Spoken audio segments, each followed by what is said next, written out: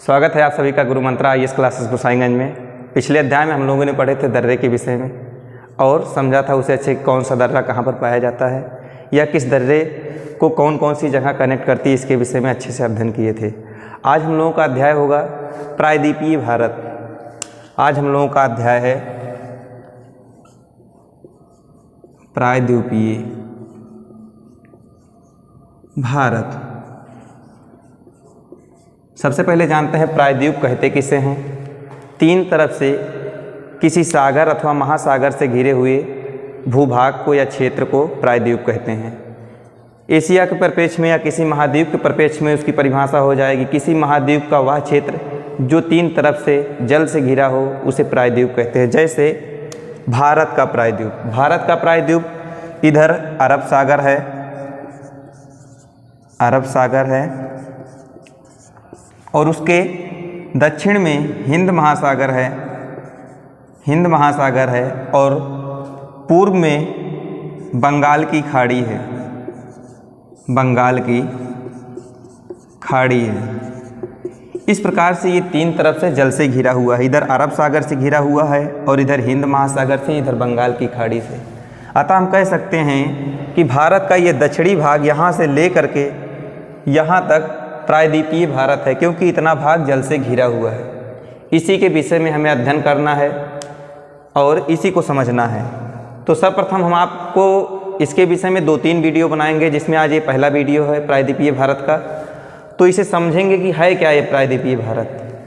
हम लोगों ने पढ़ा था कि हिमालय की ऊंचाई लगभग 9 किलोमीटर है, लेकिन आज हम प्रायद्वीपीय भारत में पढ़ेंगे ये इतनी ऊंचाई नहीं है इसकी। वहाँ के पर्वत चोटियों की ऊंचाई लगभग 9 किलोमीटर है। जैसे एवरेस्ट की ऊंचाई 8848.86 मीटर है, मतलब 8 किलोमीटर और 848 मीटर है। और ये प्रायद्वीपीय भारत गोंडवाना लैंड का भाग है। अभी मैं आपको इसके विषय में बताऊंगा। और ये पठारी भाग है। पठार क्या होते हैं? पठार कम ऊंचे वाले समतल क्षेत्र होते हैं। ऊंचाई पे जाकर जैसे पर्वत होता है वो शंकु आकार का ऊपर उठ जाता है, लेकिन पठार ऊपर समतल होता है। तो प्रायद्वीपीय भारत एक पठारी क्षेत्र है। जैसे आपको दिखा दें, यहाँ पर है मालवा का पठार, ये है मालवा का पठार, ये है छोटा नागपुर का पठार, छोटा नागपुर का पठार, और यहाँ पे है दंडकारण्य पठार, दंडकारण्य पठार। इस प्रकार से हमने देखा कि ये सारे पठार हैं। ये सब पठारों में भी ऊंचे उठे हुए पठार हैं। और यहाँ पर ये लाल रंग की जो रेखाएं दिखाई गई हैं आप लोगों को, ये पहाड़ी दिखाई गई। पहाड़ी पठार से कम ऊंची वाली होती हैं। और ये नीले रंग की आप लोगों को नदियाँ दिखाई गई हैं। कौन सी नदी कहाँ से निकली है ये चीज़ दिखाया जा रहा है और किसकी क्या खासियत है, इसके विषय में अध्ययन करना है। तो सबसे पहले हम बात करते हैं कि जो प्रायद्वीपीय भारत की ऊंचाई है वो 600 मीटर लगभग है। इसकी ऊंचाई लगभग 600 मीटर है। ये गोंडवाना लैंड का भाग है, ये गोंडवाना लैंड का भाग है। आप लोगों को बता देते हैं कि क्यों ये गोंडवाना लैंड का भाग है। पहले केवल संसार में एक ही महाद्वीप था जिसका नाम था पैंजिया। Pangaea, Pangaea. जब वेगनर का सिद्धांत इस पे फॉलो हुआ तो उन्होंने बताया कि महाद्वीप आपस में पास पास भी आते हैं, दूर दूर भी जाते हैं। तो ये पेंजिया टूट गया 2 भागों में। पेंजिया एक महाद्वीप था, ये पेंजिया जो 2 भागों में टूट गया। कुछ महाद्वीप ऊपर चले गए और कुछ महाद्वीप नीचे चले आए। जो उत्तर की ओर खिसक गए उन्हें अंगारा लैंड कहा गया, और जो दक्षिण की ओर आ गए उन्हें गोंडवाना लैंड कहा गया, गोंडवाना लैंड कहा गया। दक्षिण की ओर कौन कौन से आए? साउथ अमेरिका महाद्वीप, अफ्रीका महाद्वीप, साउथ अमेरिका महाद्वीप, अफ्रीका महाद्वीप, अफ्रीका महाद्वीप और ऑस्ट्रेलिया महाद्वीप। ऑस्ट्रेलिया महाद्वीप, ये 3 इधर आए। और साथ में ध्यान दीजिए, ये जो आप लोगों को अफ्रीका महाद्वीप दिख रहा है, इसी से टूट करके उत्तर पूर्व की ओर एक भाग खिसक गया, जिसे प्रायद्वीपीय भारत कहते हैं। तो प्रायद्वीपीय भारत इसी गोंडवाना लैंड का भाग है, भले ही वह उत्तर दिशा में खिसक गया है, लेकिन है ये गोंडवाना लैंड का ही भाग। अब हम लोग देखते हैं कि ये तो प्रायद्वीपीय भारत हो गया, ऊपर हिमालय हो गया, बीच में जैसे उत्तर प्रदेश का क्षेत्र मैदानी है, ये क्यों मैदानी हो गया, इसका निर्माण कैसे हुआ? इसको समझने के लिए हम लोग देखते हैं, ये साउथ है, ये नॉर्थ है। साउथ से जब हम प्रायद्वीपीय भारत से बढ़ते हैं आगे, ये प्रायद्वीपीय भारत से आगे बढ़ते हैं तो ऊपर जाएंगे तो ये सबसे पहले प्रायद्वीपीय भारत का पठारी क्षेत्र पड़ेगा, जो ऊपर जा करके समतल हो जाता है। उसके बाद ये धंसा हुआ भाग टेथीस सागर का बचा हुआ भाग है। और उसके बाद सबसे नीचे दक्षिण में शिवालिक हिमालय, उससे ऊंचाई पर मध्य हिमालय, उससे अधिक ऊंचाई पर महान हिमालय।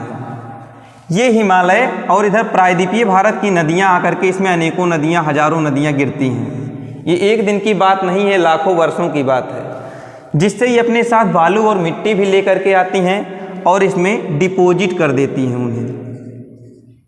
और ये बालू एक सोख्ते के समान काम करते हैं। बालू और मिट्टी जो गाद होता है, ये एक सोख्ते के समान काम करते हैं, अर्थात इनके जो पानी आते हैं वो तो रिस करके अंदर चले जाते हैं, और मिट्टी का भाग यही मैदानी भाग कहलाता है। इस प्रकार से हो गया कि ये क्षेत्र मैदानी क्षेत्र है। सबसे दक्षिण में पठारी क्षेत्र, फिर मैदानी क्षेत्र, पर्वतीय क्षेत्र। इसीलिए इस भाग में हम देखते हैं, जैसे उत्तर प्रदेश आदि राज्यों में देखते हैं, अगर हम इसमें खुदाई करते हैं तो कुछ निश्चित गहराई में जाने के बाद जल मिलना चालू हो जाता है। वो जल वर्षा अथवा नदी का ही जल होता है, लेकिन उसे अगर और अधिक गहराई पर जाया जाए तो अंत में एक चट्टान भी मिल जाएगा। उसी के अंदर अगर और गहराई पर जाया जाए तो एक चट्टान भी मिल जाएगा, जो ये चट्टान गोंडवाना लैंड का भाग होगा। अब हम लोग आगे बात करते हैं कि ये प्रायद्वीपीय भारत का विस्तार कहाँ से कहाँ तक है। तो प्रायद्वीपीय भारत का विस्तार इधर अरावली पहाड़ी है, अरावली पहाड़ी से लेकर ये है अरावली पहाड़ी, अरावली पहाड़ी, अरावली पहाड़ी से लेकर और ये है राजमहल पहाड़ी, राजमहल पहाड़ी, राजमहल पहाड़ी, और ये है शिलांग का पठार। ये भी प्रायद्वीपीय भारत का ही पठार है, जिसमें गारो खासी जयंतियाँ हैं। पिछले वीडियो में इसके विषय में आप लोगों को अच्छे से बताए थे। ये मेघालय में स्थित क्षेत्र हैं, गारो खासी जयंतियाँ, ये भी प्रायद्वीपीय भारत। ये राजमहल पहाड़ी पहले इधर भी विस्तृत था। बाद में जब यहाँ पर ब्रह्मपुत्र और गंगा नदियाँ आकर के गिरी हैं, इधर से ब्रह्मपुत्र नदी और इधर से गंगा नदी आकर के गिरी हैं, तो ये भाग अवतलित हो गया है, निक्षेपण हो गया इसका। और इस निक्षेपण के फलस्वरूप यहाँ पर एक गैप का निर्माण हुआ, जिसे मालदा गैप, जिसे मालदा गैप या राजमहल गारो गैप कहते हैं। इनके दो नाम हैं, राजमहल गारो गैप या मालदा गैप। उसके बाद हम विस्तार की बात कर रहे थे, तो उसमें हम लोगों ने देखा अरावली पहाड़ी से लेकर राजमहल पहाड़ी और शिलांग की पहाड़ी से लेकर और दक्षिण में कार्डमम पहाड़ी तक है, कार्डमम पहाड़ी तक है। इसी का अन्य नाम है इलायची पहाड़ी, इलायची पहाड़ी, इलायची पहाड़ी। उसके बाद अब हम लोग देखते हैं कि इसका विस्तार तो हमको पता चल गया कि ये कितने क्षेत्र में विस्तृत है। अरावली पहाड़ी से लेकर राजमहल पहाड़ी, उसके बाद दक्षिण में कार्डमम पहाड़ी या इसी का नाम है इलायची पहाड़ी। आएगा प्रश्न, प्रायद्वीपीय भारत का सबसे दक्षिणतम बिंदु कौन सा है, तो वो कार्डमम पहाड़ी है। उसके बाद हम इसके ढाल की बात करते हैं। इसका ढाल आप लोग देख रहे होंगे, ये है विंध्यक्रम की विंध्य पर्वत, विंध्य पर्वत। विंध्य पर्वत जो है, यहाँ से आप लोग देख रहे हैं नदियाँ भी निकली हैं। ये नदी है चंबल नदी, ये नदी है बेतवा नदी, और आगे चल करके इसी में मिल जाती है एक नदी सोन नदी। सोन नदी पटना के पास में मिलती है और चंबल नदी इटावा के पास में मिलती है। इटावा के पास में मिलती है। ये आपकी नदी आई है यमुना नदी, यमुना नदी, और ये है गंगा नदी। तो इसी आप लोग देख रहे हैं कि इसी मालवा के पठार से या विंध्य पर्वत से ही ये नदियां उत्तर की ओर प्रभावित हो रही हैं। तो हम कह सकते हैं प्रायद्वीपीय भारत के मालवा के पठार के उत्तर में ढलान उत्तर की ओर है। उसके बाद इसी नदी में आप देखेंगे ये चंबल नदी है। चंबल नदी की ही सहायक नदी है एक बनास नदी। बनास नदी राजस्थान से आती है और ये अरावली को पूर्व से पश्चिम में काटते हुए चंबल से मिल जाती है, और ये अरावली से आते हुए चंबल में मिल जाती है। प्रश्न आता है चंबल की सहायक नदी कौन सी है जो अरावली पहाड़ी को काटते हुए आकर के पश्चिम से पूर्व में मिलती है? तो है बनास नदी। और इस चंबल नदी जो है, यहाँ की नदियाँ जो हैं, ये अवनालिका अपर्दन के लिए फेमस है। अभी मैं इसके विषय में आप लोगों को बचाऊंगा। अभी मैं ढाल की बात कर रहा हूँ, तो ढाल में हम लोगों ने देखा कि मालवा के पठार से ढाल उत्तर में उत्तर की ओर है, और उसके बाद सतपुड़ा पहाड़ी से, ये है सतपुड़ा पहाड़ी, सतपुड़ा पहाड़ी से ढलान जो है पश्चिम से पूर्व की ओर है। देख रहे होंगे आप लोग ये नदियाँ पश्चिम से पूर्व की ओर बही हैं, जैसे ऊपर महानदी, उसके बाद ये गोदावरी, फिर कृष्णा, फिर कावेरी, ये सब पश्चिम से इधर की ओर बही हैं, मतलब पश्चिम से पूर्व की ओर बही हैं। लेकिन ये नदियाँ जो हैं, दो नदियाँ आपको दिख रही होंगी, ये नदियाँ ये पूर्व से पश्चिम की ओर बही हैं। क्यों? क्योंकि यहाँ पर भ्रंश घाटी का निर्माण हो गया है, धंस गया है भाग, जिसके कारण, धंसने के कारण ढलान इधर को हो गया है। तो इस नदी का नाम है नर्मदा नदी।